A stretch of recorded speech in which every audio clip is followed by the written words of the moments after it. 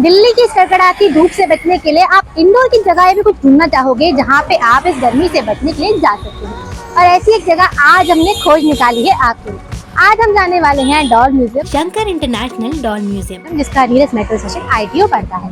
और वहाँ से बाहर निकलते ही आपको ये जगह दिख जाएगी और यहाँ पे उसके अलावा 2 और कैटेगरीज भी। तो चलो देखते हैं अंदर हमें क्या क्या मिलने वाला है, मगर इससे पहले ले लेते हैं इस म्यूजियम के अंदर एक एंट्री। आ जाओ। मंडे को ये जगह क्लोज रहती है। अगर टिकट प्राइस की बात करें तो एडल्ट की है 30 रुपए और बच्चों की है 12 रुपए। टाइमिंग है 10 से 5:30। GST की मार से यहाँ भी टिकट नहीं बच पाएगी।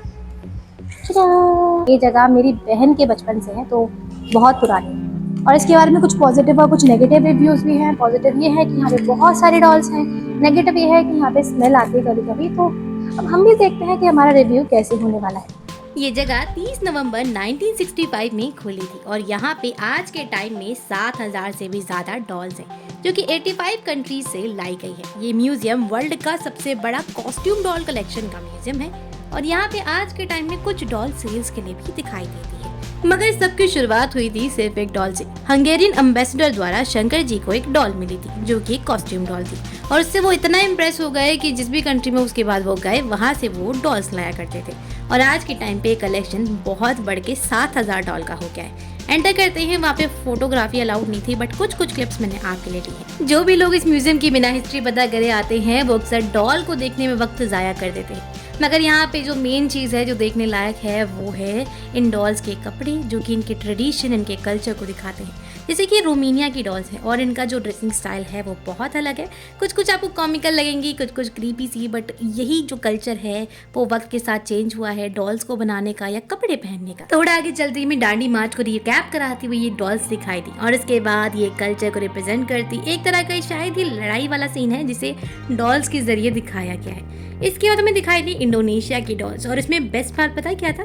उनके यहाँ भी राम और सीता को पूजा जाता है। तो ऊपर जो मेन डॉल है वो राम सीता की है और उसके बाद नीचे छोटी छोटी डॉल्स हैं जो कि अलग अलग कैरेक्टर्स को, अलग अलग ड्रेसेस को प्रेजेंट करती हैं, जो कि बहुत सुंदर लग रही थी। जूडो कराटे की प्रैक्टिस देख के बुड्ढों को आई हंसी। स्टार्टिंग की 5-6 लाइन में आपको फॉरेन डॉल्स दिखाई देंगे और उसके बाद धीरे धीरे जब आप गेट की तरफ एंटर करेंगे, एग्जिट गेट की तरफ, तो वहाँ पे आपको दिखाई देंगी कुछ इंडियन डॉल्स और यहाँ पे हो रहा है सालसा। ये सुंदर लग रही है।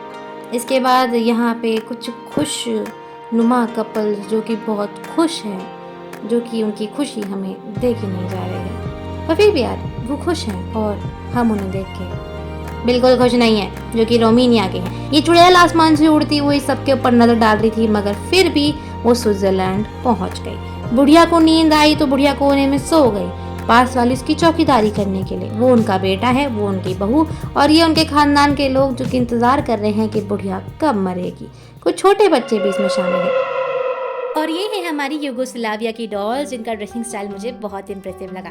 खासकर इनके कपड़ों पे जिस तरीके से डिजाइन बने हैं और इनके यहाँ पे हेड कवर रहता है जो कि डॉल से डिपिक्ट हो पा रहा है। और यहाँ पे बाइबल का एक किस्सा शेयर हुआ है वर्जिन मैरी और सेंट बर्नाडेट का, कि किस तरीके से वर्जिन मैरी बर्नाडेट के सपने में आई थी और उन्होंने उन्हें केव में दर्शन दिए थे और बताया था अपने पूर्ण जन्म के बारे में। थोड़ी आगे चल के मुझे डॉल्स दिखाई थी जो कि बहुत कलरफुल और क्रिएटिव सी थी और इनके जो कपड़े हैं, उनका जो कलर जो यूज हुआ है वो बहुत ब्राइट है, जिसके लिए ये जो है आई कैची हो गए थे। और यहाँ पे रुकने के बाद मुझे थोड़ी देर सबको देखने में टाइम लगा क्योंकि ये बहुत क्रिएटिव और कलरफुल है, जो कि पीरू की थी। इसके बाद यहाँ पे जो गर्ल्स विद फ्लावर डिपिक्ट होता है, आपने अधिकतर जो है ये साइकिल्स, अगर आप जापानीज कार्टून्स देखते हैं या फिर आप मतलब बचपन में कार्टून तो हर कोई देखते हैं, तो ये कैरेक्टर्स जो है आपको शिनचैन, डोरेमोन में कहीं ना कहीं दिख ही गए होंगे। ये वाले कैरेक्टर्स थोड़े सूमो टाइप के लग रहे थे। सबसे छोटी वाली डॉल्स थी और बहुत छोटी थी। इसके बाद ये वाला मैंने जो है डोरेमोन में देखा था।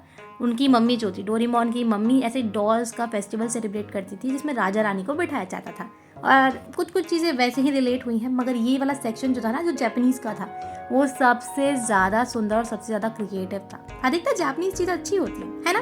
आपकी फेवरेट कंट्री कौन सी है कमेंट बॉक्स में लिख के ज़रूर बताएं। इसके बाद साइड में एक रूम होता है, जैसे वर्जिन मैरी वाला था वैसे यहाँ पे एक रूम होता है, मगर यहाँ पे जो दिखाई देते हैं कैरेक्टर्स वो इंडियन होते हैं और एक सांप सपेरे का जोड़ा भी दिखाई देता है। तो अभी मैं आपको नन दिखाने वाली हूँ, ये देखो। उसके बाद मेरे को ये वाला सेक्शन दिखाई देता और उसे देख के मेरी फ्रेंड दूर भाग गई थी क्योंकि यहाँ पे बहुत सारी नन थी। साइड में जो है कुछ और अफ्रीकन डॉल्स भी थी। यहाँ पे विष्णु अवतार को भी डॉल के माध्यम से दिखाया गया है और उनके हर एक अवतार के नीचे नाम भी लिखा हुआ है। कुछ मुझे पता भी थी, मगर लास्ट वाले का इंतजार कलयुग में हर किसी को है, जो कि है काल की अवतार। इसके बाद राधा कृष्णा के जोड़े को भी यहाँ पे डॉल्स के माध्यम से दिखाया गया है और आसपास गोपियाँ भी हैं। और इन्हीं के पड़ोस में चल रही है गरबा पार्टी। अगर मेरी तरह आपको भी साड़ी बांधने में होती है दिक्कत, तो ये डॉल्स आपको साड़ी बांधना भी सिखा देंगे, क्योंकि ये स्टेप बाय स्टेप साड़ी बांध रही है। इंडिया में किस तरीके के पहनावे हैं उनके बारे में यहाँ पे सारी डॉल्स हैं। अधिकतर तो आपने देखे भी होंगे और कुछ आपके लिए नए भी हो सकते हैं। शादीशुदा जोड़े इंडिया में क्या क्या पहनते हैं उसके बारे में यहाँ पे एक स्पेसिफिक सेक्शन भी था और उसके बाद हमने ले लिया एग्जिट। तो लगभग 1 से 1.5 घंटे के अंदर आप इस पूरी जगह को एक्सप्लोर कर सकते हो और ये ITO के पास पड़ता है। तो अगर आपका घर वॉयलेट लाइन के पास है या फिर आपका येलो लाइन के पास है तो इस जगह पे आप आ सकते हो। बाकी अगर लोकेशन की बात करें तो मुझे अच्छी खासी लगी। यहाँ पे आपको राम अवतार दिखाई देंगे, जापानीज कल्चर में किस तरीके से डॉल का जो फेस्टिवल है वो सेलिब्रेट होता है और उसको लेके अपनी आप खुद की यादें भी बना सकते हो। और पर्सनली मुझसे पूछा जाए तो यार गर्मी से राहत पाने के लिए अगर आप घर से बाहर निकलना चाहते हो तो ये जगह एक बेटर ऑप्शन हो सकती है। बाकी आपको मेरी ये वीडियो कैसी लगी कमेंट बॉक्स में लिख के जरूर बताएं, अपने ओपिनियन को जरूर शेयर करें। Thanks for watching. Doll museum से बाहर निकलते खाने पीने की भी बहुत सारी दुकानें थी, तो अगर आपको भूख लगे तो आप पेट पूजा करके भी घर जा सकते हैं।